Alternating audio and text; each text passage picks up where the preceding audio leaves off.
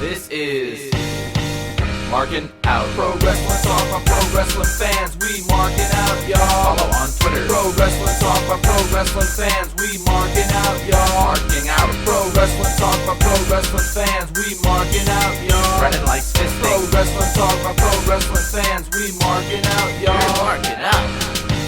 Pro Wrestling Talk by Pro Wrestling fans. Welcome to Markin Out. Pro Wrestling Talk by Pro Wrestling fans. This is episode 733. Make sure you check us out, markinout.com.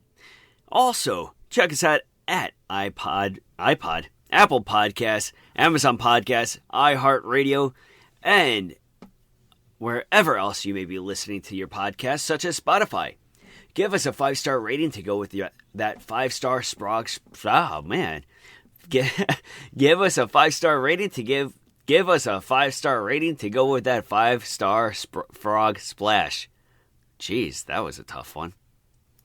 Make sure you buy a t-shirt, prowrestlingtees.com/markinout. Give us a like on Facebook. Give us a follow over on TikTok at Markinout. Give us a follow on Twitter or X at Markinout. Give us a follow on Instagram at Markinout11. Check me out, David, PTDPT, on all social media platforms. Follow Chris on Twitter at Chris Sweendog and on Instagram, CMSweeney85.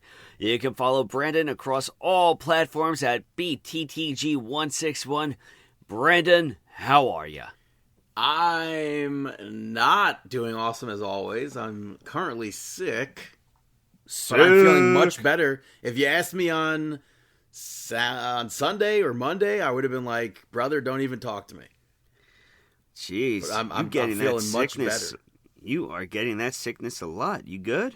I don't know what the sickness was. I swear to God, on Sunday, I was like, I probably have COVID somehow, but I tested negative on Monday, and I don't feel like how I did when I had COVID. I'm much better, and thank God. I'm going to knock on some wood there.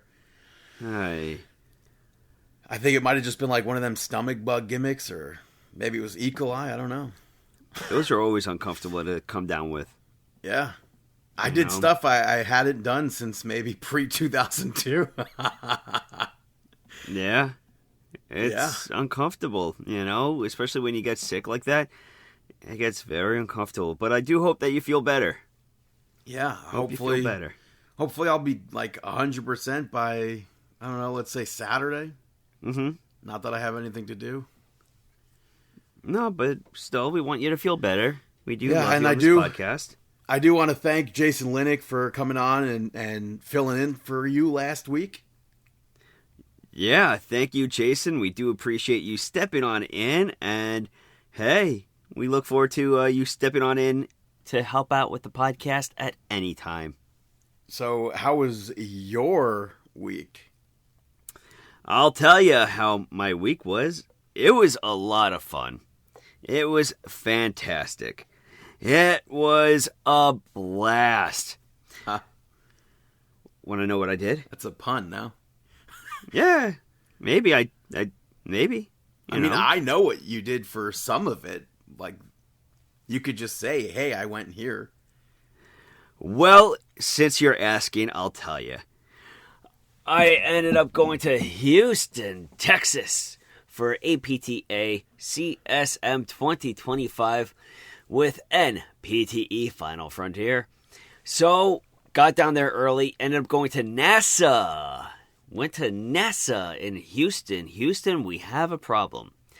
And that was really cool. We did the mission control tours, which you get to actually see the control center, where the historic control center, where the first steps on the moon, everything filmed? was. No, Yeah, I'm just kidding. Yeah. Because people say it was filmed in a studio. Yeah, we got to see the film set. And they did prove that Earth is flat as well. Oh yeah, look at that. While there, yeah. No, but it was really, really cool. We actually got to go take a tour of where the astronauts train as well. So you have to, they had different tram rides that you could do for free, but you have to be there very early and make sure that you get a ticket. Otherwise, they sell out. So it just so happens that when we went, it was raining. So they did have tickets for that. So we did go to where the astronauts trained. And it was pretty neat. And then we also went for a lot of great Indian food. I had... I thought you were going to say barbecue. I was going to clap and celebrate. Nope, I had no barbecue. I don't understand. You went to Houston, Texas. No desire. Is Houston known for Indian food? I don't know. I went to Dacey, well, I guess the Dacey district or Dacey Street, where they had a lot of Indian food.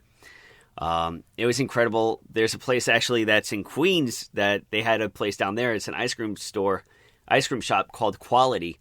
And I definitely have to go there this weekend to get some Rose ice cream because there's an article from March 2024 saying how Houston became America's Indian food capital. Yeah, they had great Indian food there. We went to one place that was the Maharaja, which means king. And we went to Maharaja, and it was amazing. They give you a thali, which is like a silver plate, but then a bunch of different silver dishes. Bowls, very small bowls, wrapping around the circle. And each bowl has a different food in them. So had so much like paneer, which is cheese, just so much okra. It was delicious, very, very filling. And then the conference itself was a huge success. They actually, for the mixer, we had over 350 people come, and they gave me a live microphone to get on the stage, which was amazing.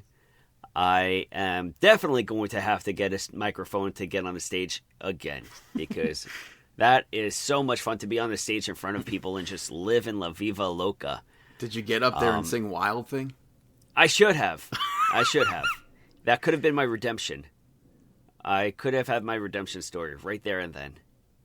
Missed that opportunity. Missed it.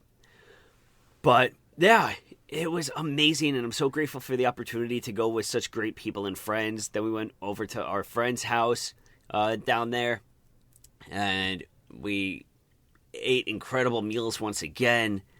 Yeah, we went to like a few different places like Putt Shack, which is like a mini golf / bar down there in Houston. We went to there and a few other places, but overall, loved the experience. Astrodome? No. Oh my God. Did not go to the Astrodome. But next year, this time, I will be going to Anaheim, California for this conference. So this time next year. I didn't go to Disneyland. Oh, no. I'm going to Disneyland. But in regards to Houston, I already know you didn't. Did you bang on a trash can? I did ask if they had that in the Hall of Fame section of the Astros gimmick. What does that mean? But did you go to the stadium? No. Somebody that I knew did. They did a tour of the stadium. Oh. And I asked them if they had a trash can in the Hall of Fame area. I don't know how Topps didn't cut up the trash can and put that in a card and sell it. Maybe they will at some point. I'm sure they don't have it anymore, but seems like a slam dunk card to me. Right? Or a home run. Ha ha. Yeah, stupid me, huh? Yeah. You had it right there, right down the middle. Layup, if you will. Talk about Bases a strikeout. loaded. Yeah. There you go. Now you're coming back to the terms. Oh, that's funny. But yeah, you had a good week outside of being sick. I didn't. Nice. That's fun. But I watched a lot of wrestling, so there you go. Well, talking about wrestling, let's get on to some wrestling talk, and we can talk about some Monday Night Raw. It kicked off with Sami Zayn, who spoke about how basically his whole career and Kevin Owens' whole career, they've been tied together. And he said this time, unlike all the other times that they've wrestled, there's not going to be any forgiveness. and he wants another match with Kevin Owens, Adam Pearce interrupted. And he said that he and Nick Aldis and the board and medical have told Sami Zayn multiple times, no. And Adam Pearce said that he can't sanction a match. And he ran through scenarios of what it could look like for Sami Zayn. And if this was going to happen, Sami Zayn would be assuming all the risk with very little reward. And it could potentially be Sami Zayn's last match in Toronto at the Elimination Chamber if Adam Pearce makes this a match. And Sami Zayn was very adamant, and Adam Pearce made it not official, unsanctioned.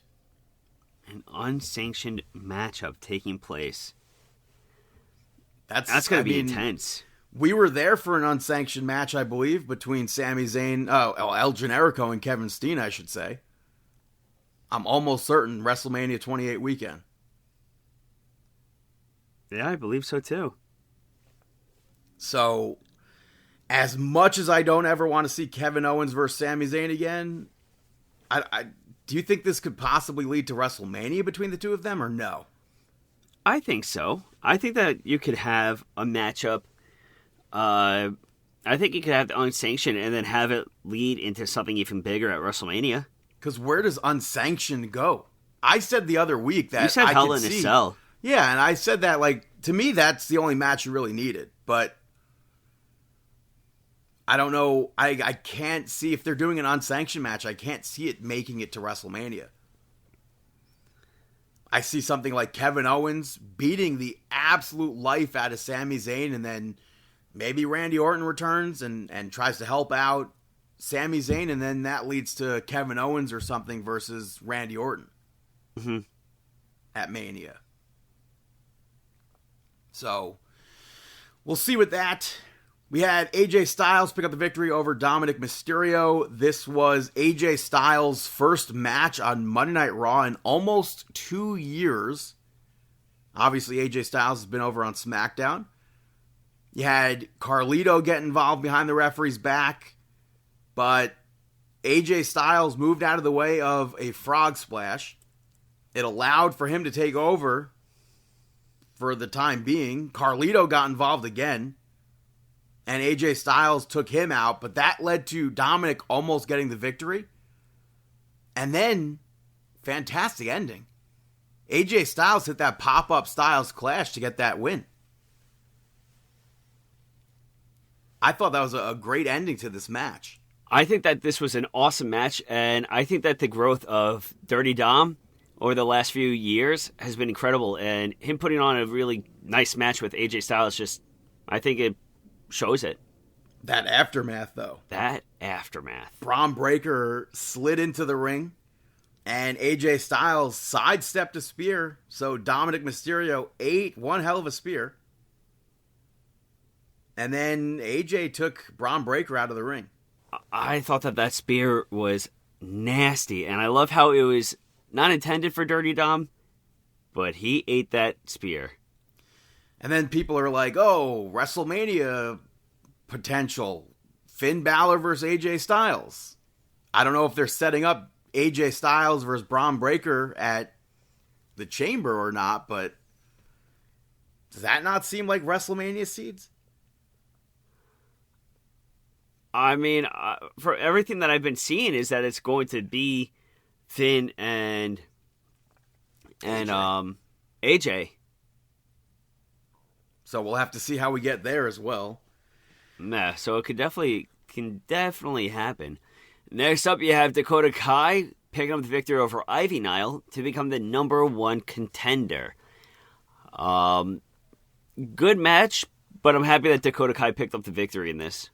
Yeah, I thought it was a good showing from both of them. With Dakota Kai controlling a majority of this match, you had Ivy Nile lock in the ankle lock a few times. Mm-hmm. But Dakota Kai hit the GTK to pick up that victory. I thought for sure Ivy Nile was walking out of this the winner. We've been seeing for weeks that they've been building up to Ivy versus Lyra Valkyria. Mm-hmm. So it was surprising to see Dakota Kai get that chance, I guess, again. Interesting. I guess to get it again, but I didn't see Ivy Nile going in there for this. I don't know. It made more sense than to have Dakota Kai, but I'm as long as the champion is wrestling, because like we said a few weeks ago, they're not doing anything. She lost a match for a chamber qualifier.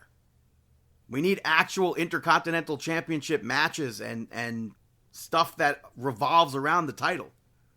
Mm-hmm. The only way to make a championship mean something is to make it mean something. Right now, they're not doing that. Give it time. Give it time. You need to, not to snap in your ear, folks, but I think we've given some time. Mm-hmm. After that, we had Gunther recreate one of the craziest things I've ever seen Gunther do. Because it's not anything you would ever expect to see Gunther, in 2025, I should say, do.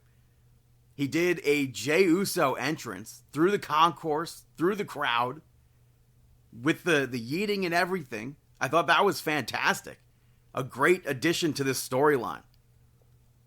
And he said that he's tired of stepping into the ring with people who are not able to lace his boots. And Gunther made his way over to commentary to get in, I guess, to really question Michael Cole and Pat McAfee. And to really push McAfee. Because McAfee, obviously, he's always up on the commentary table yeeting. So he asked, do you think Jey Uso can beat me at WrestleMania? McAfee said yes. He thinks Jey Uso could beat him at WrestleMania. It seemed like maybe it was a rhetorical sort of question there, but McAfee's fully behind Jey Uso there. And then Jey Uso... He should not have answered that one. He didn't... Before anything could happen, Jey Uso came out, so... Yeah, he's got to...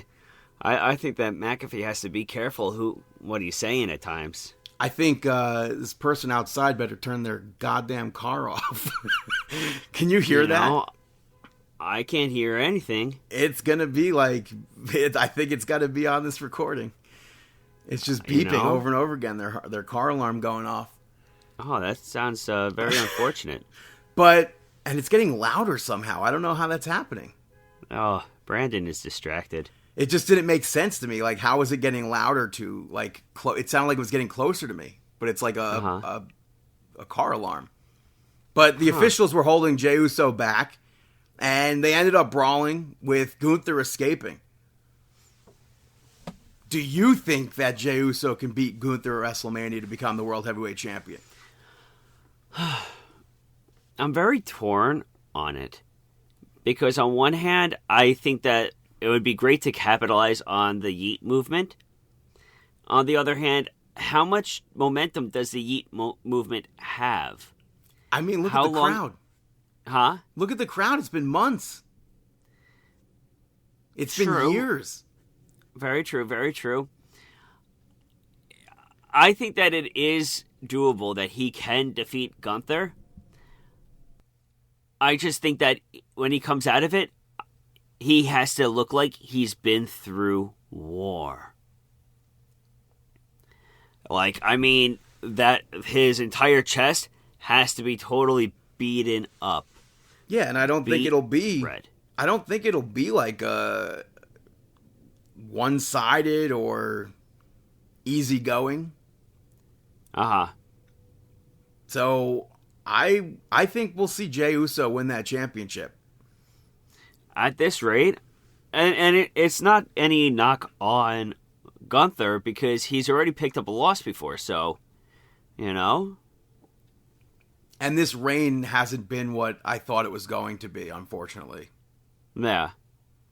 Yeah, I agree. It hasn't been a huge, powerful, solid reign, but it does the trick for now. you know. Next up, you had Penta pick up the victory over Pete Dunne. This was a really solid. smooth match. Yeah, solid matchup. A lot of fun to watch. Kaiser made his way out to watch. They had a lot of good back and forth. Yeah. We saw Penta go to dive out, and Kaiser got involved, which allowed for Pete Dunne to take over for a second, but Dunne saw Kaiser get involved, yelled at Kaiser, and Penta sent Pete Dunne into Ludwig Kaiser, who fell off the apron. He hit the Penta driver, got that victory there, and it turned into the three of them fighting. And that Penta driver is just sick. So I think we're going to be seeing a triple threat or something between the three of them, perhaps. That's possible. Next up, you had Roxanne Perez pick up the victory over Raquel Rodriguez to qualify for the Elimination Chamber. I'm happy about that. I will say we're currently technically timeline out of order, but it was weird to see Roxanne Perez as a face here.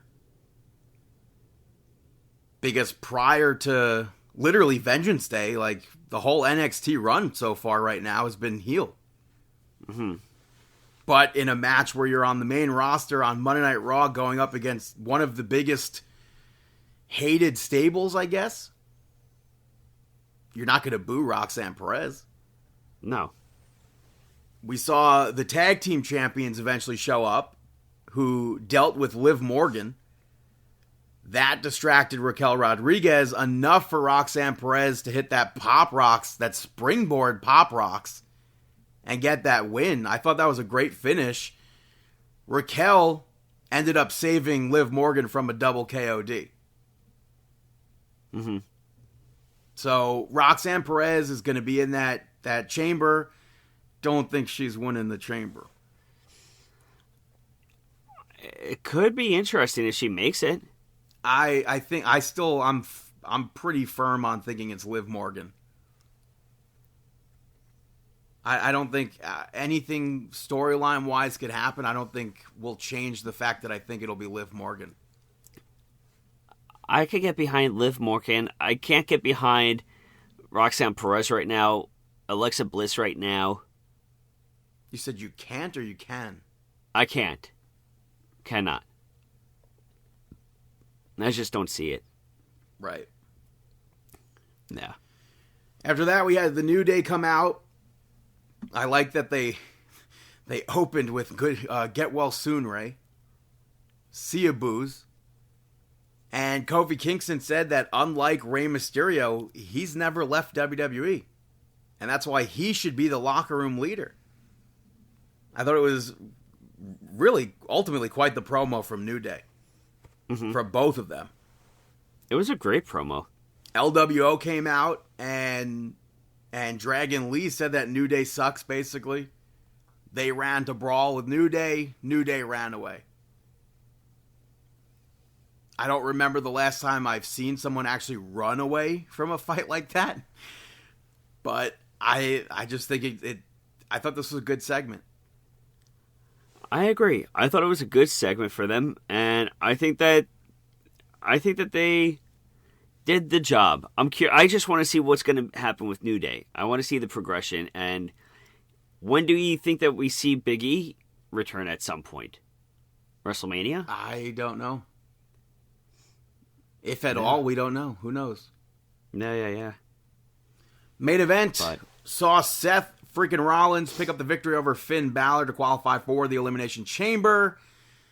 The spot early on, Finn Balor used a pedigree. I thought that was very interesting to see him do. I don't know how I feel about that because he also used it so early in the matchup, and it was a quick count out. But it's not a typical move that he would do, so it's not like... It depends on who does the move, it seems.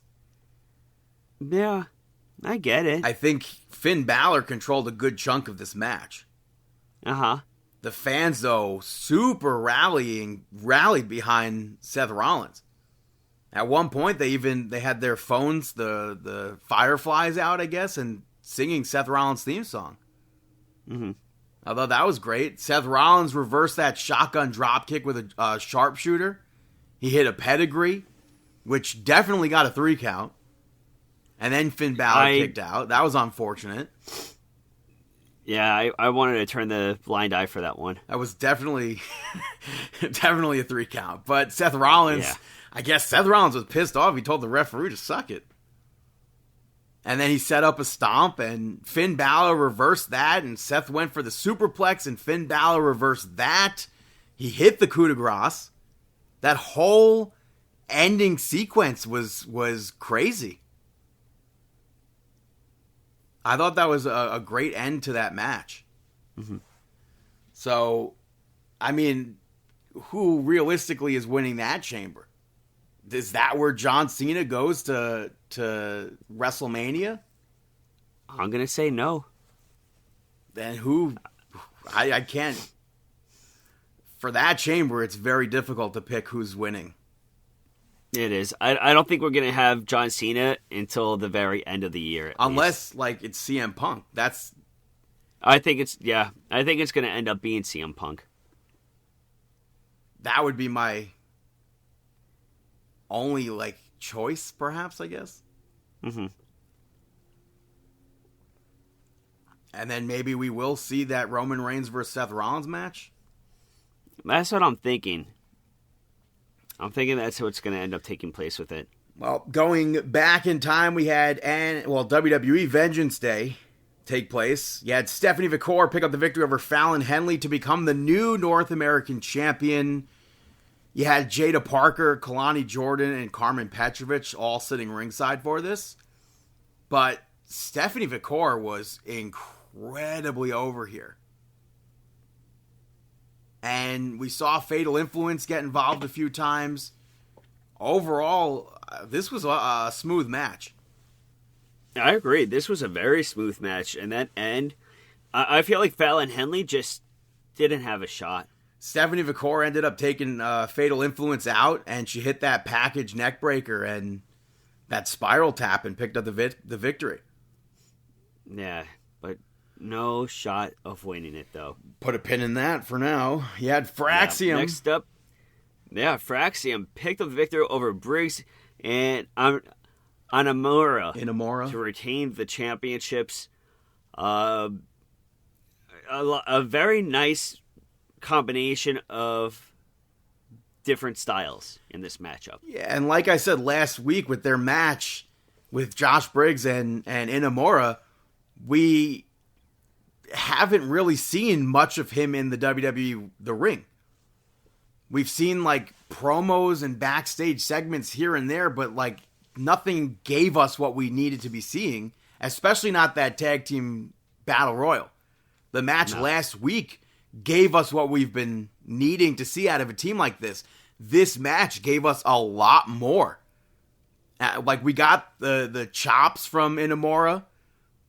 And at that last-ditch effort, Axiom hit that golden ratio out of nowhere, which was crazy.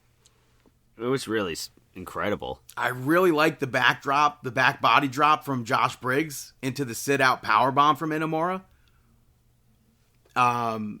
Josh Briggs chokeslammed Nathan Fraser from the top rope onto Axiom. It got super chaotic.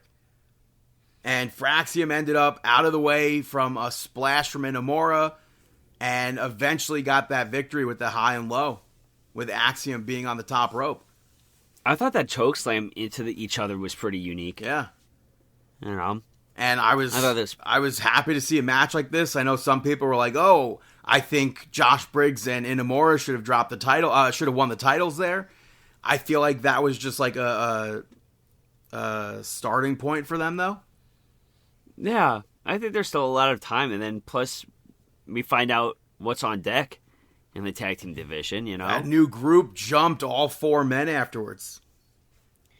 Now, do we know exactly who all these men are? Name-wise on TV, we don't, really. We know Dion Lennox.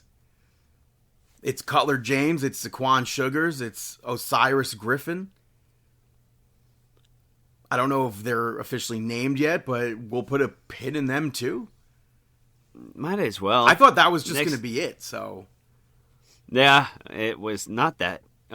Next up, you had Eddie Thorpe pick up the victory over Trick Williams in a strap match. I wasn't expecting Trick Williams to get the loss on this one. I did not expect that outcome at all. Yeah. Eddie Thorpe attacked Trick Williams before the match, and Trick, he did get the upper hand off of that situation there, but super chaotic. And I do think they both had their fair share of using the strap.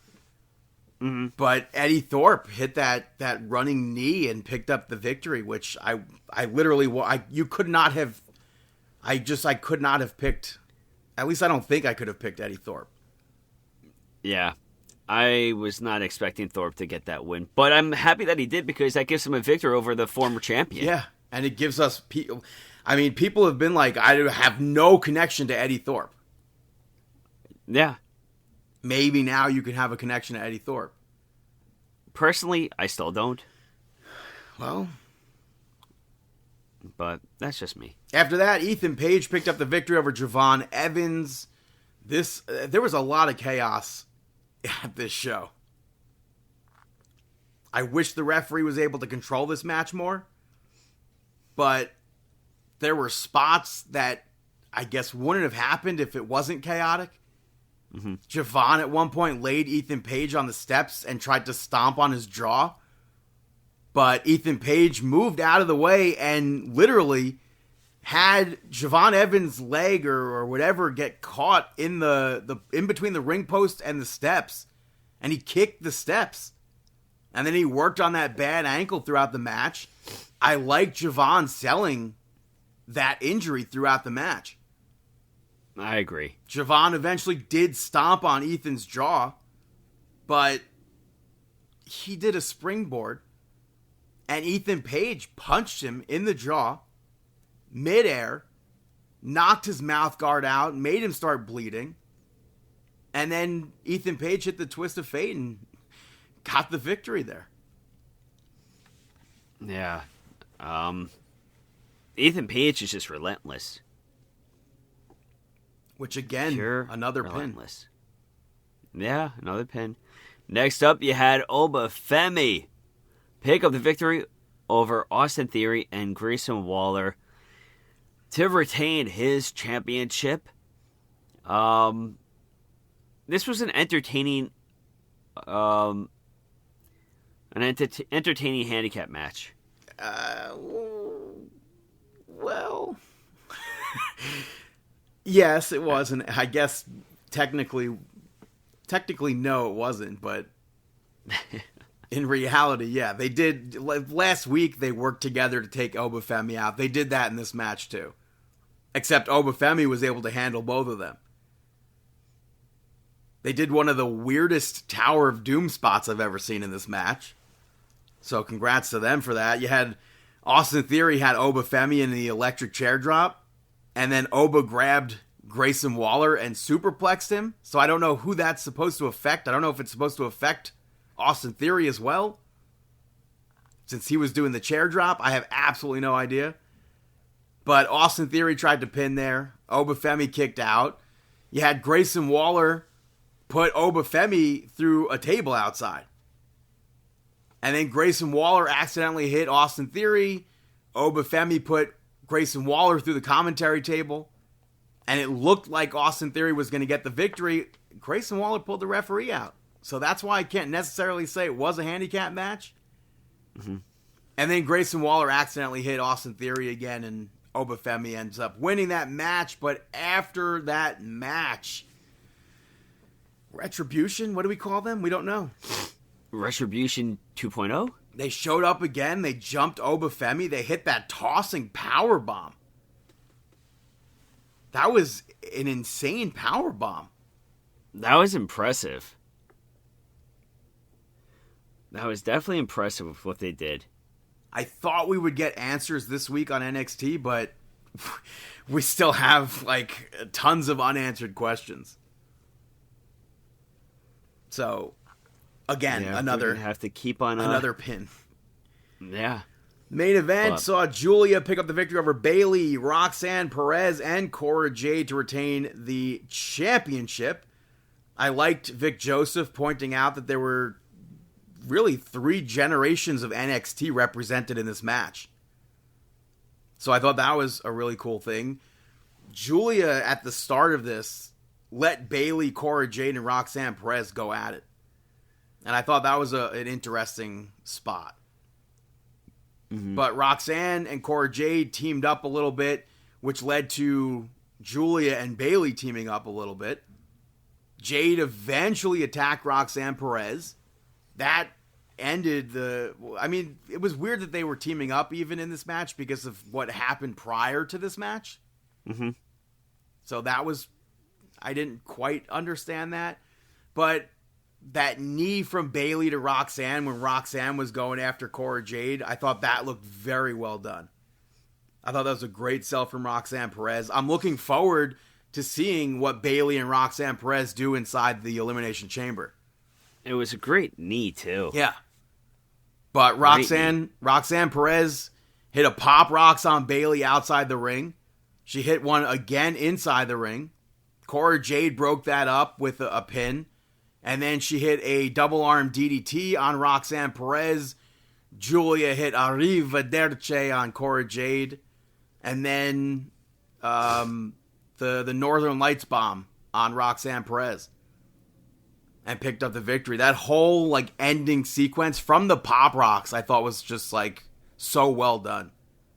Nah, I agree with you. And I thought that I think this match really showed and defined how good the division really is. Especially everybody held their own with Bayley. Yeah. Former champion and future Hall of Famer, everybody held their own with her. And then Stephanie Vicor made her way out, and she and Julia celebrated sort of like a new era of champions in NXT. And then Jordynne Grace came out and stared both of them down, and that's how the show closed. I wasn't expecting Jordynne Grace to be there at all. Perhaps I agree. I should have, maybe. I don't know. Yeah. I thought that it was fantastic to utilize her in that sort of a manner, though. Yeah. Let's go into NXT, kicking off with Oba Femi making an entrance. But what did you think about that entrance with the hit his music part? They couldn't have picked a worse person to say that. Right? Like that random person hit his music. Hit his music. That was awful. That was terrible. That was so different. I felt bad for watching that. I really did. I thought that it was not necessary. I guess, probably not necessary. Yeah, not necessary. But Oba Femi basically spoke about Retribution and said that they made a big mistake by not finishing the job. He's still here. He's calling them out. The lights go out, and it's freaking Moose. Moose showed up, and he said that he's the one man that Oba Femi can't rule over. This is a match that I've seen the internet say we need to see Moose versus Oba Femi. And Moose said that this is a match that needs to happen.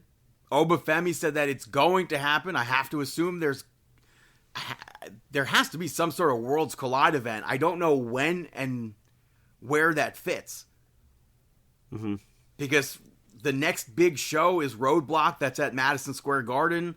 After that, it has to be Stand and Deliver. Unless they're not doing Stand and Deliver. I think they already announced that they are, though.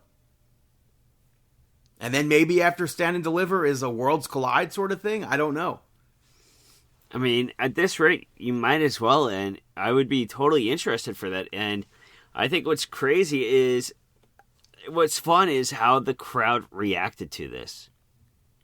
Yeah. The Moose was a total shocker, and they said they want to go at each other. But Lexis King spoke to Moose later on, brought up the X Division Championship. He's like, oh, well, you're coming here. Why don't you defend your title?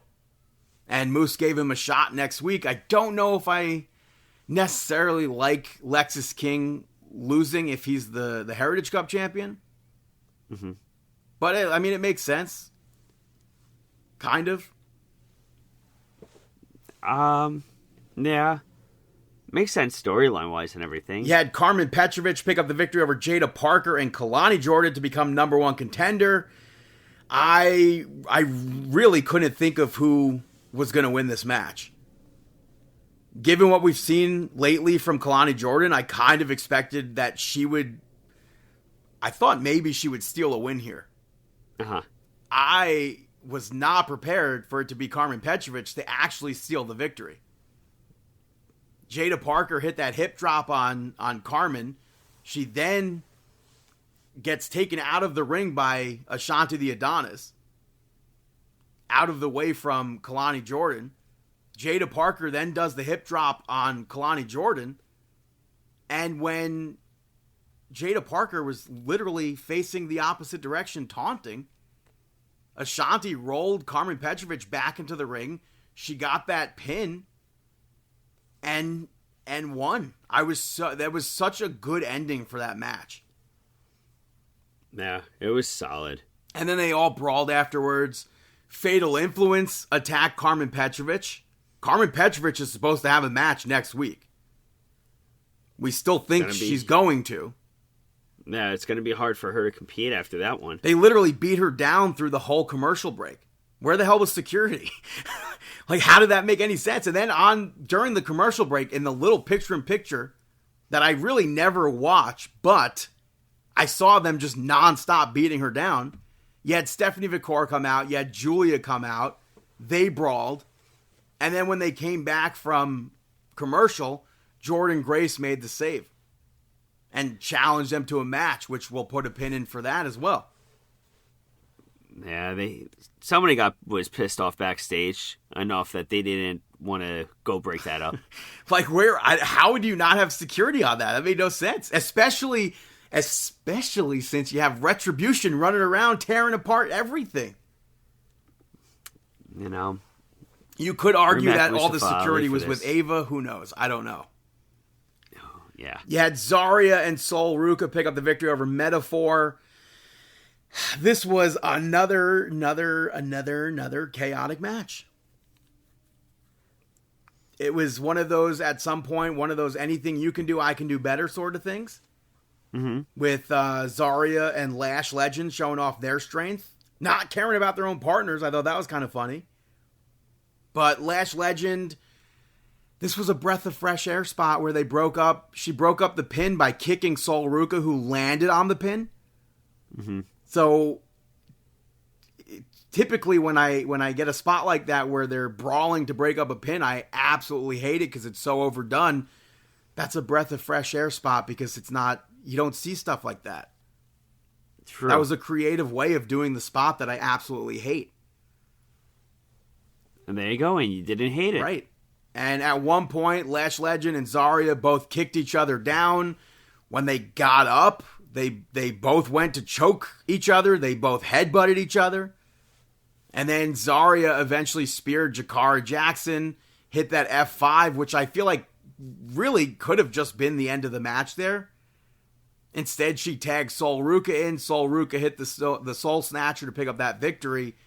I don't think that was necessary. When you have someone like Zarya, I don't think anybody should have gotten up from that F5. Mm-hmm. True. Yeah, very true. But it was, even though with the chaos, I enjoyed the match. Yeah, I agree. Next up, you had a contract signing not from Ricky Starks, but from Ricky Saints. First off, what do you think about the name? Well, they did a lot to not say the name during this segment. And this segment, they did a lot in this segment. He got there. He put over NXT. He put over what he wants to do there, what he's going to do there. And then before signing the actual contract, Ethan Page interrupted. And he's like, oh, you're following my playbook. I bet you have a championship match lined up already. And he said that he who shall not be named won't be able to take NXT to the level that he took it to. And then he who shall not be named put Javon Evans over, and then Javon Evans attacked Ethan Page. And so Ricky Starks went to sign the contract again. Wes Lee then interrupts based on Ricky Starks interrupting Wes Lee's interview earlier when he arrived. And then Wes Lee said that he wants a match first with him. He went to swing on Starks. Obviously not happening. Starks punched him out of the ring. And then he signed the contract. They zoom into the contract. It's now known as, like you said, Ricky Saints. It's going to take some time getting used to, but he's from New Orleans. It makes sense. I get it. Are you happy with it? Yeah, I'm not disappointed with this at all. It could have been or I don't want to say much worse because then that kind of applies that this was bad. But it could have been bad. I agree. I'm okay with it, and he said that he chose the name. He loves the name because he's from New Orleans. So I'm totally fine with the name change. But Ava sets up a tag match later on for next week where it's going to be Wes Lee and Ethan Page taking on Ricky Saints and Javon Evans. So that's his first match in WWE. I'm looking forward to it. Like I said the other week, I'm just happy he's on TV. He spent almost a year off television for no reason. Do you think that his first TV match should be in a tag team instead of a singles? I think it'll give more opportunity to build up who he is as a single star. No. I think that just doing him versus Wes would have been fine. I don't think that you needed to dish it up with a tag team. Yeah, I don't think it's necessarily necessary, but... Yeah, I would have kept it separate as the singles. I don't know. But you had next up, Fraxium interviewed, who got interrupted by a no-quarter catch crew. I could not have predicted this. They challenged the Hardy Boys for a match next week. And then on Twitter, the Hardy Boys responded, saying yes. Told Fraxium to pull up seats to watch. We're going to see the no-quarter catch crew versus the Hardy Boys next week on NXT. I mean, I'm a time. excited for this. What a time. I mean, does this lead to... Are we getting closer to the Hardy Boys being inducted to the Hall of Fame? That's a possibility. I'm really hoping for DLC for WWE 2K25, which I'll talk about later. I'm really hoping that they make it into this game. I hope so, but next by the way, the last time Matt Hardy was on NXT, this might be the biggest gap between anyone from the first appearance to the last appearance. Or not first appearance, from the last appearance to their most recent appearance. Prior to this might have been CM Punk. Matt Hardy's last time on NXT was 2010. I think it was maybe March. Next NXT? I thought you were going to say in WWE. I'm like, no. I feel like him with Bray Wyatt wasn't that long ago. No. That was for NXT-wise. Was March 2010 was his last match. For season 1, I think it was. Before it was like actual what we know NXT as today. Appearance-wise, maybe it could be Fandango? No, it would probably be CM Punk. Oh yeah, he was on NXT. If it's either... I'm going to say it's either CM Punk or John Cena. But Matt Hardy is now... And Jeff Hardy's never appeared on NXT, so... And then, like I said before, it seems like we're going to probably get a World's End, and we're probably going to get a friendly match between Fraxium and the Hardys. I think that's likely, and I think it's going to be one hell of a match. You had Shawn Spears pick up the victory over Stax. This really ultimately went how I would have expected it to. Mm-hmm. I didn't think Stax would randomly beat Shawn Spears with what happened to Tony D'Angelo the other week. You had Adriana Rizzo and Izzy Dame almost get into it ringside. They were held back.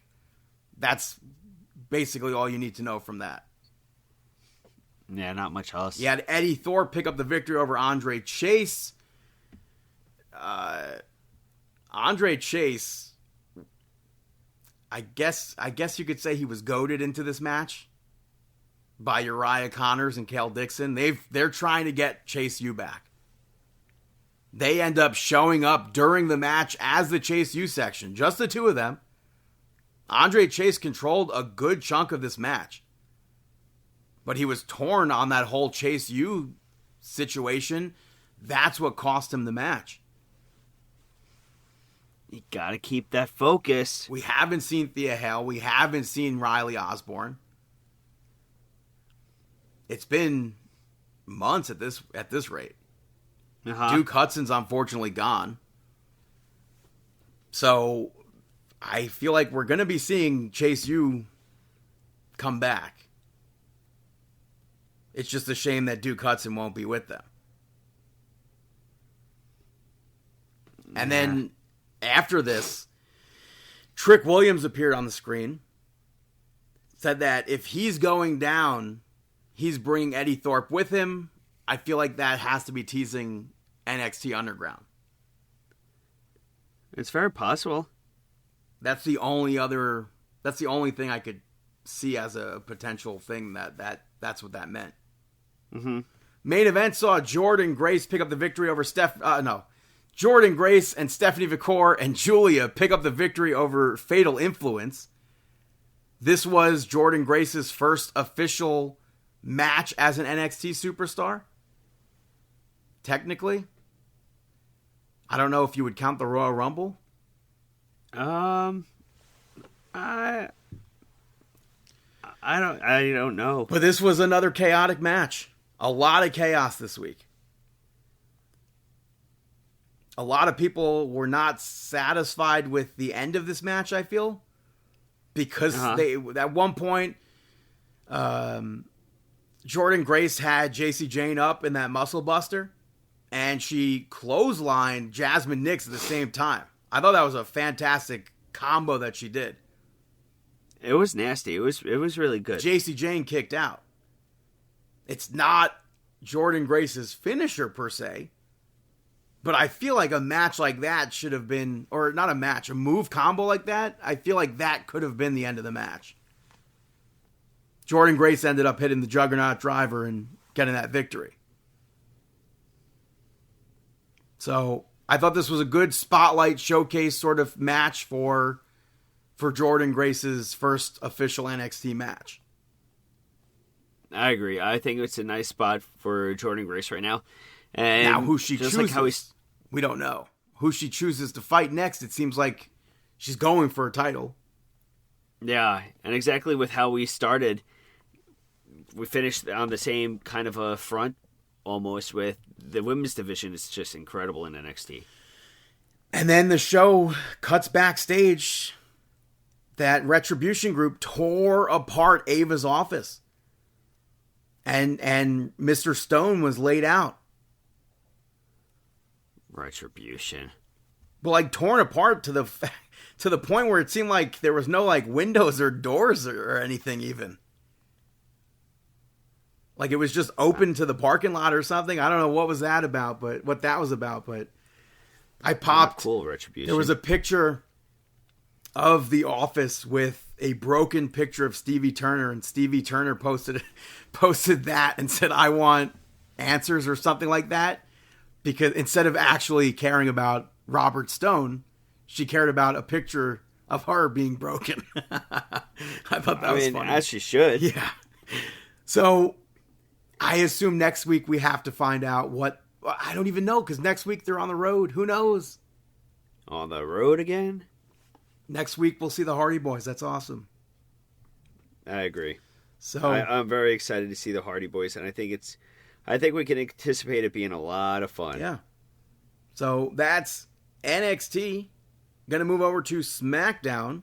It kicked off with Jimmy Uso picking up the victory over Drew McIntyre. McIntyre's been on that quest to take out Bloodline members. It kind of fizzled out. I thought this match was fine, but bland. McIntyre controlled a lot of this. He did an Alabama slam onto the ring steps. Jimmy hit a super kick. He did a spear. McIntyre kicked out of that. He missed an Uso splash. He did hit another super kick when McIntyre went for a Claymore. And then McIntyre hit a Glasgow kiss. He went for another Alabama slam in that corner. And Jimmy rolled through, pinned Drew McIntyre. And then McIntyre beat Jimmy Uso down. He maybe went to hit another Claymore into the ring post, but the referees, officials, security stopped him. He goes up to the entrance ramp, runs back down, gets into the ring, hits a Claymore, drops Jimmy. You have to get Drew McIntyre over for the Chamber. They had a video air for Zelina Vega, so I'm glad that she's not forgotten with that trade to SmackDown. There was also one for Alexa Bliss later on in regards to the Elimination Chamber. That I thought was a very well done video, but I'm looking forward to them pushing Zelina Vega. You had Mello Don't Miz pick up the victory over R-Truth and LA Knight. R-Truth thought LA Knight was from Louisiana because of the LA part of his name. So that was a pretty funny portion of that segment. But Miz kept asking for a tag in the match. Mello wouldn't do it. Then R-Truth tagged the Miz. That's another funny part of the match. R-Truth ends up getting the five knuckle shuffle in. He hits the STF. Nakamura got involved and took LA Knight out. Then Mello Don't Miz hit a first 48 and a skull crushing finale combo to pick up the victory. This was, I thought, probably my favorite part of SmackDown. I think they had great chemistry as a team. Mello Don't Miz. And I would not mind more of it. After that, you had Tiffany Stratton come out, and she spoke about having Nia Jax beat last week. Candice LeRae got involved, interrupted everything. She mentioned the match at Elimination Chamber, her match with Tiffany Stratton, and not with Tiffany Stratton, with Trish Stratus. And then she moved on to Charlotte Flair, picking her for WrestleMania. Nia Jax and Candice LeRae interrupted this, and Nia Jax basically still said that she's coming for that championship. They went to jump Tiffany Stratton, but the referee backed them off. Stratton had that match with Candice LeRae. Tiffany Stratton beat Candice LeRae. Charlotte showed up during the match and then sat on commentary, and I think that took a lot away from the match. I thought that was really bad. Nia Jax at one point saved Candice LeRae. Tiffany Stratton got the upper hand, got Candice LeRae back in the ring, hit the prettiest moonsault ever to get that victory, and then Nia Jax attacked her. You had Trish Stratus try to make the save, but Nia Jax hit the Annihilator on both of them. And then Charlotte got into the ring like last week, but she stood over Tiffany Stratton this time and pointed to the WrestleMania sign. I really hope, my fingers are crossed. You can't hear it, you can't see it. I really hope Tiffany Stratton beats Charlotte Flair at WrestleMania. You had Liv Morgan versus Naomi not happen.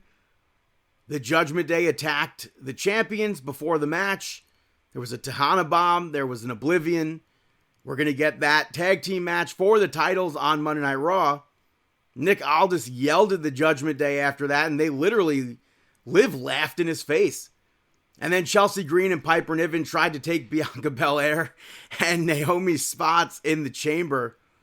And Nick Aldis was like, you know what? They're in the chamber still, but you have a match next week on SmackDown. He hyped it up as a big opponent. I don't know who it could possibly be, but we'll find out next week on SmackDown. After that, you had The Rock. The crowd was kind of dead. The SmackDown itself, kind of a dud leading up to this point, and he woke them up. He announced WrestleMania 42 will be in New Orleans, and then he changed to the Final Boss character, healed it up a little bit, called Cody Rhodes out, and said that since last year they've become friends, but he called Cody out for a reason. He said Cody is a great WWE champion, but The Rock is on the board of TKO. He's the most powerful in WWE, and he wants Cody to be more than a great champion. He wants Cody to be his champion. And if Cody does that, he can make every dream of Cody's possible. And The Rock brought up last year and what Cody did to him and said that he'll meet Cody Rhodes at the Elimination Chamber for his answer, but he doesn't want Cody's title. He wants Cody's soul. That freaking popped me. I lost it. That broke me, man. That was hilarious. I don't know if that's a tie-in for New Orleans.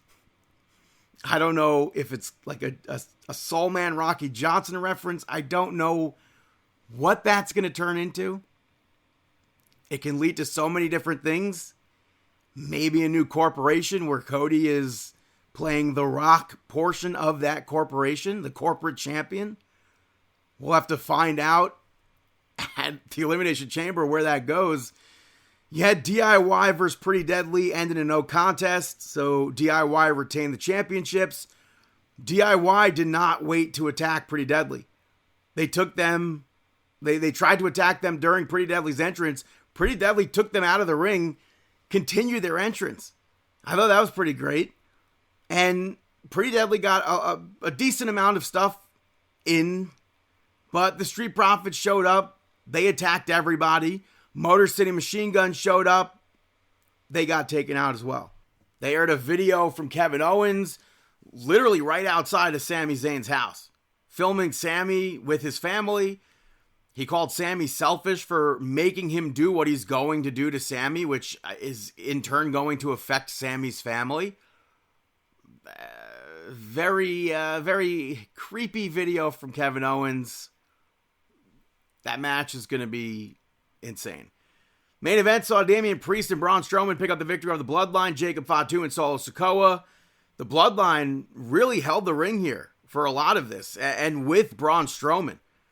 So that, I felt like, really helped build up Damian Priest for the Elimination Chamber, especially with the ending. You had Tama Tonga get involved, which allowed Solo to get like the upper hand a little bit. Jacob Fatu accidentally kicked Solo Sikoa. Braun Strowman bodied the absolute heck out of Jacob Fatu and Tama Tonga over the commentary table. And then Solo Sikoa hit that South of Heaven to pick up the victory over Solo Sikoa. So I do think that's a big victory for Priest going into that pay-per-view, the Premium Live event. And overall, SmackDown was The Rock. And like I said before, my favorite segment was that Mellow Don't Miz stuff. So that's SmackDown. Going to take a quick little break, and I'll be right back here on Markin Out. This is Josh Briggs, and you're listening to Marking Out. Welcome back, ladies and gentlemen, to Markin Out episode 733. Moving over to AEW Collision Grand Slam Down Under. Kicked off with Kenny Omega and Will Ospreay picking up the victory over the Don Callis family. I thought this match was just okay. A lot of people were like, this is the best match ever. I'm so glad I was alive to see Kenny Omega and Will Ospreay team up together like this. As a normal tag match, I felt like there were tags, but I feel like that last chunk of this match, there was just so much chaos, so much in the ring fighting at the same exact time that it just wasn't what a tag match should be. There was too much for me. If you take that last whole maybe like 5, 6, 7 minutes of this match out of it, it would have been so much better for me. I did not like how little control that referee had. At all. In the beginning, there was control, but towards that middle, towards that end, it was all out the door. On top of that, they took what seemed like a longer time to do moves, which made everything look off. I don't know if it's because the ring was smaller. That was a hot topic. I think it was a much hotter of a topic than it needed to be. I don't think it should be off the table for a topic, though. If you're a company like AEW, I feel like you should look uniform. So if it is all of a sudden smaller, Whether it be 16 by 16, 18 by 18, 20 by 20, you should try to be uniform throughout the whole existence of TV. Especially if you're going to have a bigger show like this overseas. But this just wasn't my cup of tea because of the no refereeing.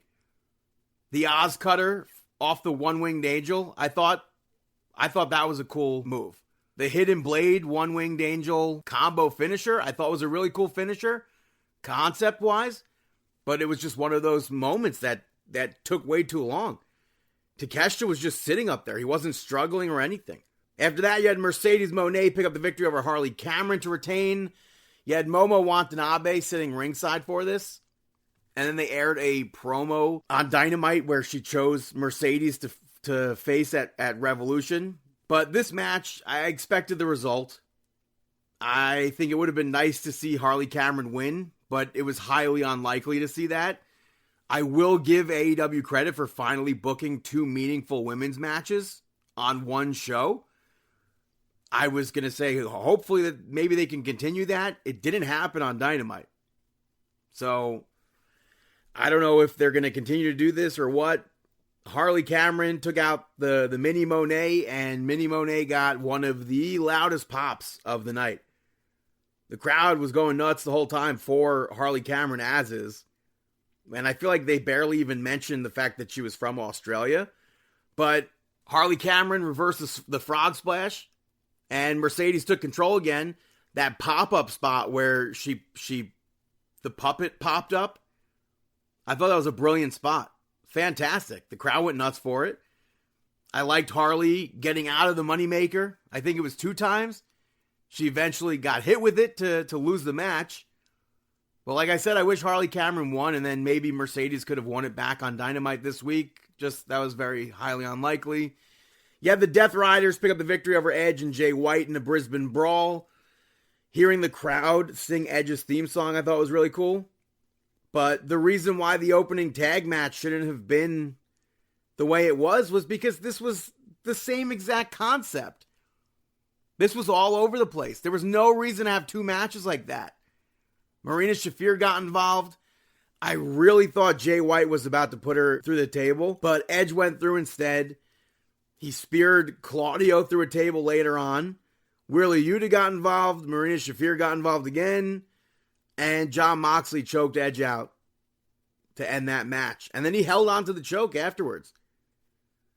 They did a spot on Dynamite where Mox interrupted a Willow Nightingale interview, went to the ring, cut a Roman Reigns promo, applied it to Edge, and then Jay White came out. They surrounded Jay White. Edge showed up. They got the better of them. You had Okada pick up the victory over Buddy Matthews to retain this championship. I wish this match had more to it, but Buddy Matthews is really good in the ring, so it was great to see him in a spotlight match like this. I don't know if he actually got injured or not. It seems like he might have on his entrance. I really hope he's fine. But when he had the prism trap locked in, I wish that was the finish. Okada cheated to win. Blah, blah, blah. Okada wins. Obviously. You had Toni Storm in the main event pick up the victory over Mariah May to become the new women's champion. I feel like this was a lot of nothing also. That last hip attack that she did to before hitting the Storm Zero, that looked absolutely nasty. That was great. But Mariah May hit back-to-back Maydays. Toni Storm kicked out. She reversed the third one with just the inside cradle. It was to me, it was a dud ending. Everybody plays in that story. She's been using that every single week to use it. That's why it's a dud ending to me. I go over this every single time Daniel Garcia wrestles. I hate that. Why would I want the same finish like that? That's supposed to be a surprise ending. It's not a surprise ending when it's the same thing every week. But Toni Storm is now the 4-time women's champion. Moving over to AEW Dynamite, it kicked off with MJF and Hangman Adam Page. MJF spoke about 2019 and how Hangman stole the win from him. And he put himself over his shtick is old. They went back and forth. MJF tried to paint Hangman as a villain with him burning Swerve's house down, which, if you rewind to what Swerve did to Hangman, like, hello. I don't know how Hangman is the villain there. But Hangman pointed out that MJF basically cheated to get where he's been. And then MJF mocked him for what he said. Hangman basically called MJF fake, and MJF left before it came to blows, but then he spit on Hangman, and before Hangman could connect, MJF did get out of the ring. So that was gross. Hangman instead took out security guards, and he went to turn around to a punch, and Christopher Daniels was there. And Christopher Daniels was like, this is what I've been fighting for, to get this out of you. You know who you are. This is who you are. So we'll see MJF versus Hangman. First match saw the Ops pick up the victory over the Patriarchy. These matches with the Ops have been like so unentertaining that I wasn't into this at all. I didn't care about this match at all. It's been nothing but enhancement talent pretty much. This actually did something for both teams. Samoa Joe was incredibly over. I liked early on in the match that trip spot from Shibata that Samoa Joe followed up with the senton onto Nick Wayne. I was surprised that it was Hook that got the victory here, but Shibata held Kip Sabian off. Christian wasn't dare going near Samoa Joe. So I liked that ending, and for a match that I couldn't care less about, it was very good. For what this was, this is what they should all be. This is what you shouldn't have enhancement talent facing the Ops ever again at all. After that, you had Powerhouse Hobbs pick up the victory over Big Bill in a street fight. For the most part, this went how you would have expected it to. You had Brian Keith get involved. He got shut down. Looked like a very hard weight going through a table. Hobbs, though, in the end, sent Big Bill off the ring steps that were on the stage through a barbed wire table, and then Big Bill lost to a 10 count in a street fight where Justin Roberts said literally anything goes, but apparently a 10 count, you got to get up before a 10 count. How that makes any sense, I have absolutely no idea. That's a garbage ending. That's an absolute terrible ending where it's supposed to be a wild blood sort of match between the two of them. Been building for weeks. I can't get up for a 10 count. Terrible. After that, Tony Storm came out, just filled with a bunch of innuendos. Beyond over the Tony Storm character. I've been beyond over this character. I know I'm in the very, very small minority here. She also quoted John Cena talking about the death of Osama bin Laden and applied it to Mariah May. So that's how that segment went for me. That was awful. You had Megan Bayne pick up the victory over Chris Statlander. I thought this was a good match. It was pretty even between the two of them. They had very good back and forth. I think the ending was unfortunate, where Penelope Ford cost Chris Statlander the match. And then you had Thunder Rosa come out with the steel chair. Very, very strange to not see Penelope Ford and Megan not back up or anything. Penelope Ford got into like a tug of war over the chair and then just let go. It was the weirdest. It was one of the most awkward outcomes I could have pictured for that segment. Thunder Rosa like threatened to swing the chair and they didn't even budge. Wow, how are you going to do that? That made no sense. That was so bad. After that, Ricochet came out, cut a promo, basically saying he's going to be champion in AEW. And then Prince Nana came out. He said that he told Swerve to stay home. He ran through his history in the business and the robe that Ricochet was wearing. And he told Ricochet to do the right thing, give the robe back. And Ricochet was like, come take it. And then Ricochet left. For what it's worth, a lot of people talk about how Ricochet can't cut a promo. I thought this was a very good promo from Ricochet. The main event saw Orange Cassidy pick up the victory over Roderick Strong. to move on in some tournament that makes absolutely no sense. At Grand Slam, Kenny Omega challenged Takeshita for the championship for a match at Revolution. Takeshita now basically has to become number one contender to fight Kenny Omega for his own championship. None of this was necessary. The match was set up and made. Why should anyone care about a match between Roderick Strong and Orange Cassidy? Why should I care that it's a rematch from Revolution last year? And it could lead to a match at Revolution this year. Everything because of that makes me not care about this match at all. Obviously, Orange Cassidy's not losing this, but it makes no sense. The match was perfectly set up. And then to make matters worse, Orange Cassidy was about to be interviewed afterwards. Don Callis' family showed up and attacked him. Kenny Omega made the save, gets shut down. But Orange Cassidy does his Orange Cassidy comeback. Kenny Omega comes back. I still can't believe that Takeshita has to become number one contender for his own championship. That makes absolutely no sense. You don't need that. That's already there. It's planted. The seeds are there. The storyline's written perfectly. Let's veer all the way to the left for no reason. Just to come back around to Takeshita and Omega. That makes no sense. That's Dynamite. Hey, Brandon. Got any shout-outs? Hi, this is Casey Kasem, and up next on the American Top 40, Brandon shout-outs. The first shout-out goes to the 50th anniversary of Saturday Night Live. Should I have done that whole intro as Don Pardo? Probably not. Wow, I thought you were going to say probably. I was going to rewind and do it. Yeah, probably But not. it aired on Saturday night, Sunday night, a lot like the 40th anniversary with how absolutely stacked it was.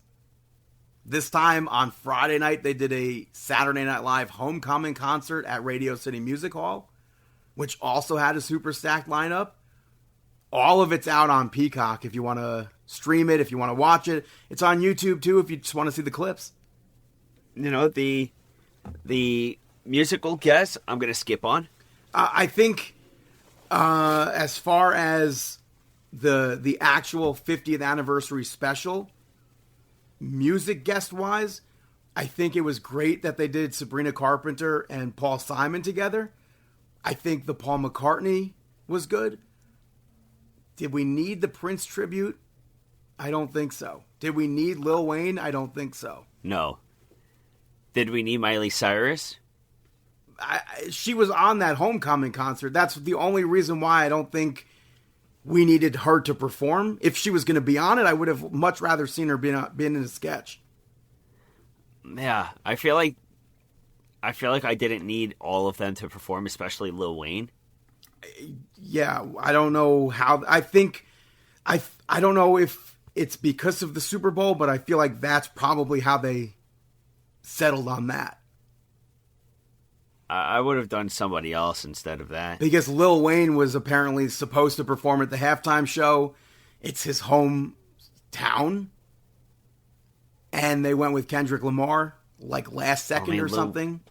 Lil Wayne hasn't been relevant since 2002. I have to say, I think his performance on SNL was much better than it was at WrestleMania. I think that I skipped his performance both times. So I was just so happy watching all of that Saturday Night Live stuff. Did you have a favorite sketch coming out of it?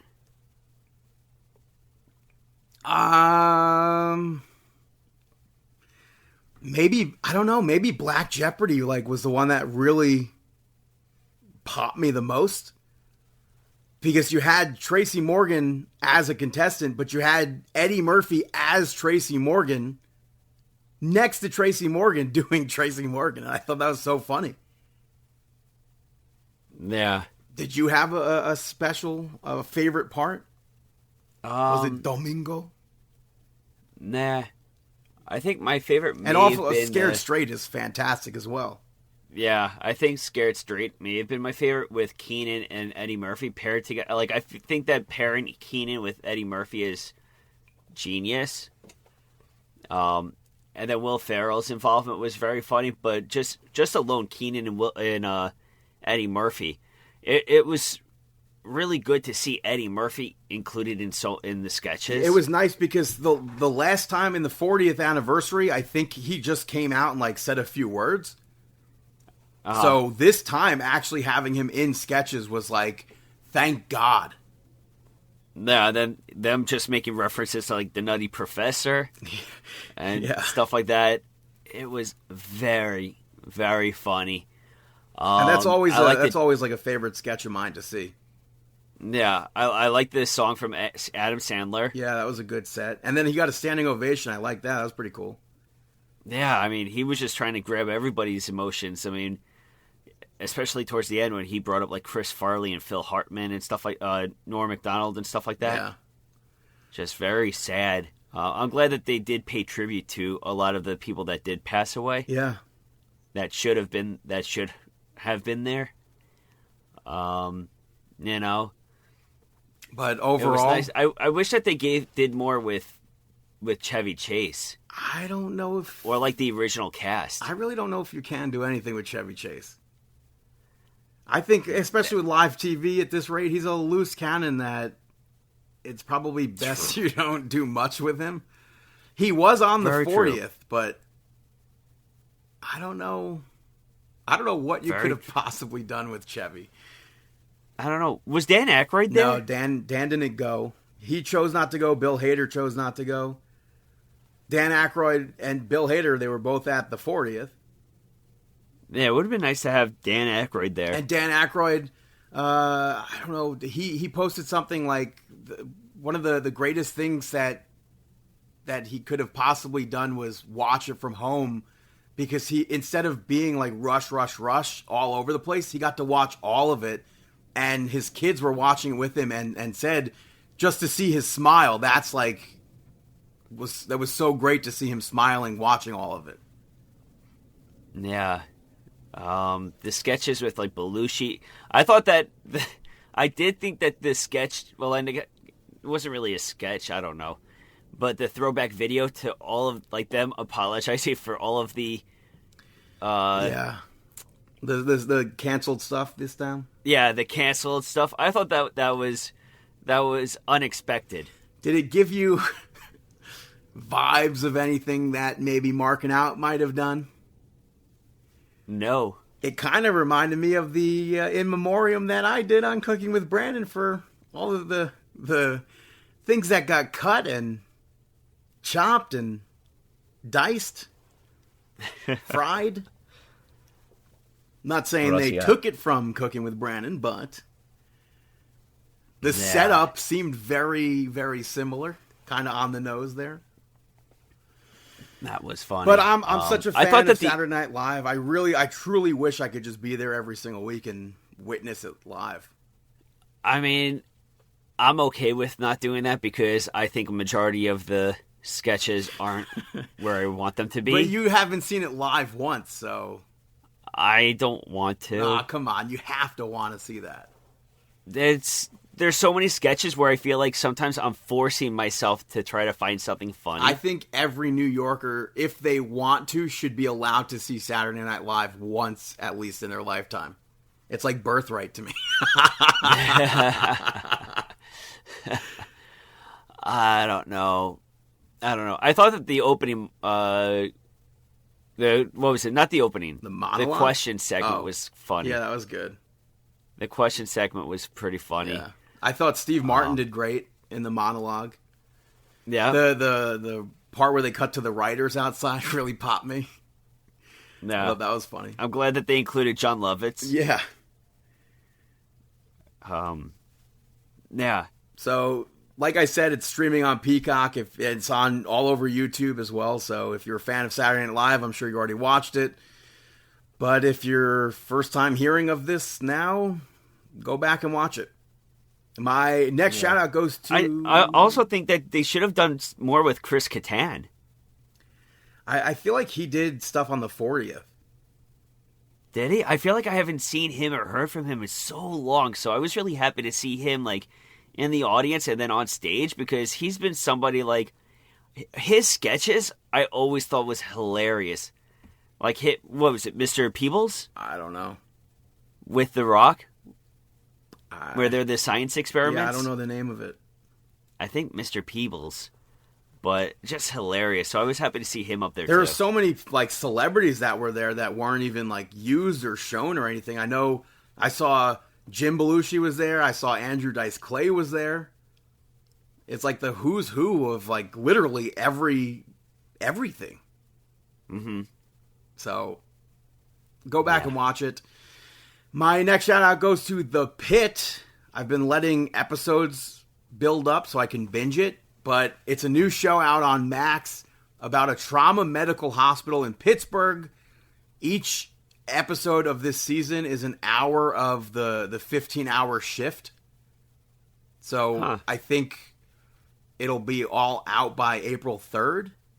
It's already renewed for a second season. It's already being sued by the guy from ER, saying that they ripped off this show. But I think it's good. I think if you're into medical dramas, I feel like you'd be hooked from episode 1. So I hope that the lawsuit goes away, and I hope that the second season actually does happen. I wish it was just all out at once because I probably would have been done with it by now. Mm-hmm. So that's a shout out. Check that out on Max. My last shout out goes to WWE LFG. Did you watch this at all or no? No. I heard about it. Kind of like Tough Enough. It's kind of like The Voice. It's a competition show that I kind of don't know if I would necessarily call it really a competition show because the winner gets an NXT contract, but they're all signed to NXT already. Mm-hmm. So, kayfabe on that, I guess, or maybe you'll just like get to be used on TV right away. I have no idea. You have Shawn Michaels as a mentor. It's divided into 4 teams. You have Booker T, you have The Undertaker, you have Mickie James, you have Bubba Ray Dudley. They do matches during this where Jeremy Borash and Vic Joseph are doing commentary. I definitely popped at Jeremy Borash doing commentary for this. Was not expecting Borash to be there. It's on Sunday nights on that A&E lineup. I think this is a fantastic new show. I think WWE Rivals should probably be canceled at this point because it's just a bunch of like regurgitated interviews that we've seen for so many years now with very little new things added in. They have a new Greatest Moments show hosted by Michael Cole that, I mean, for the most part, we've seen all of that already, but at least the interviews for the most part are new. So I'd say check this out, WWE LFG on A&E. I don't know who's going to win this, but I was very entertained by that first episode. Yeah. So those are my shout-outs. Now it's time for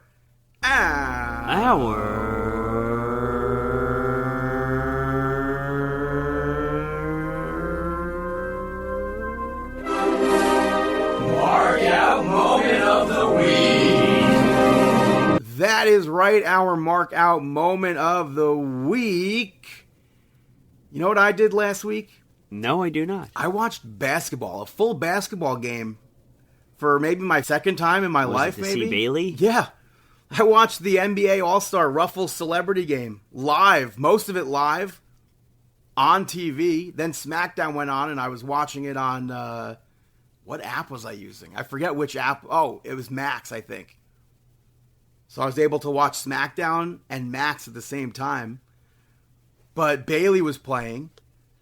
I think it was Richard Jefferson on commentary saying the only reason why his kids cared about that celebrity all-star game was because Bailey was playing in it.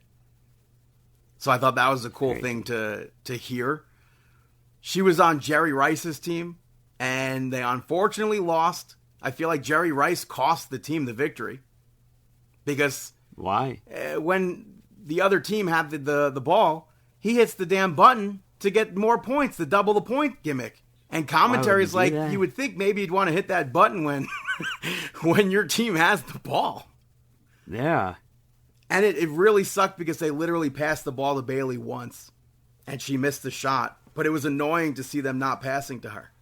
And then it was even more annoying. I was furious. I was fed up on Twitter. You have that clip of Mr. Meltzer come out trashing this. Oh, it should have been Kenny Omega and Will Ospreay in the Celebrity All-Star game. The best they could do is some high schooler from the Bay Area named Bayley. Oh, yeah, I heard about that. What a mark. Yeah, Kenny Omega and Will Ospreay would do wonders in the basketball game. What a mark. I can't believe that. Oh, he's like probably 6 foot or 5'11". I couldn't believe. I should say I know I because it came from him. I believe it. I don't know. I'm glad that Bully and everybody else bashes them. It's just the most ridiculous thing. Yeah. But I'm glad that Bayley got to play in her home freaking city or her home area, the Bay Area, something that she's been wanting to do for a while now. And I enjoyed watching the celebrities. At one point, Kai Cenat took a shot from it was like a crazy shot that there's no way he was making. And one of the commentators goes, "Oh, hell no." And that popped me. Yeah. But that's one of my mark out moments. Do you have anything else? I have a few others. No, I marked out for some of the stuff on the SNL. I have to say, my favorite part of the SNL Homecoming concert, which the show could have ended right after they did this and I would have been completely satisfied. They did a Lonely Island mashup, which started with Andy Samberg and Lady Gaga, who was filling in for Justin Timberlake. And that's funny because I could have done without all that. Oh, man, nah, hell no. That's like, when I think of Saturday Night Live, for me, like, when I first started watching SNL, like, full time, it was that era. That singing stuff is no good. I don't know. I'm a big fan of The Lonely Island. They had Chris Parnell, they had Bad Bunny, they had T-Pain, they had Eddie Vedder. I'm a fan of it, so... I thought what was funny was that the traveling back in time. Oh, yeah, that's another. That was a good sketch from the 50th. I wasn't expecting a John Mulaney musical. I was very, very happy to see that musical. I don't really know John Mulaney. I think I'm going to change what I said earlier and say that was my favorite part. I completely forgot about that.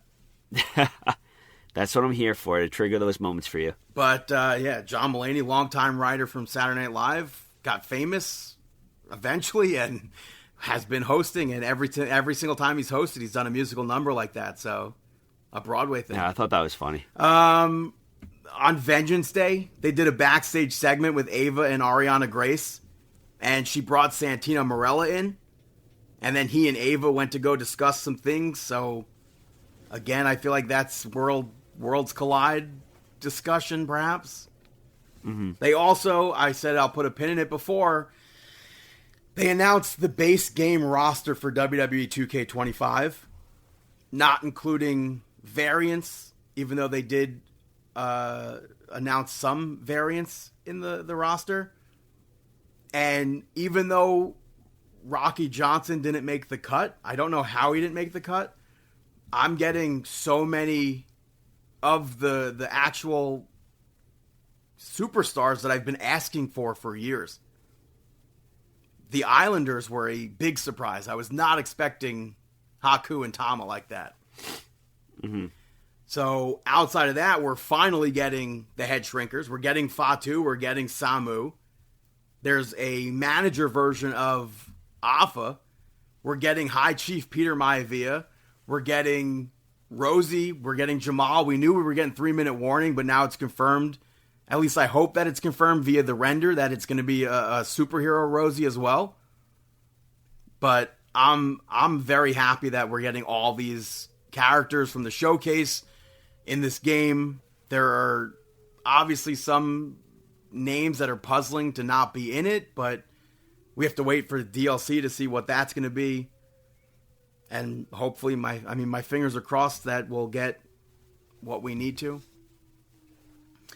But those are my mark out moments. That's that's it, right? You don't have anything else? Yeah, take it That was episode 733. Thank you so much for listening. Check us out on Twitter at Markin Out, at BTTG161, at Chris Sweendog, CMSweeney85 on Instagram, David PTDPT on all platforms, Facebook.com/Markin Out, YouTube and Instagram, Markin Out 11, ProWrestlingTees.com/Markin Out. Follow us on TikTok at Markin Out, Apple Podcasts, Amazon Podcasts, Spotify Podcasts, iHeartRadio, YouTube, markinout.com. We were also featured on a 90 Best Wrestling Podcasts of 2025 list on FeedSpot. If you Google 90 Best Wrestling Podcasts, we're there.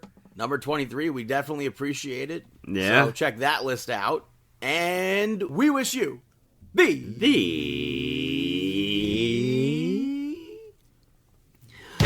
best of luck in your future endeavors. Have a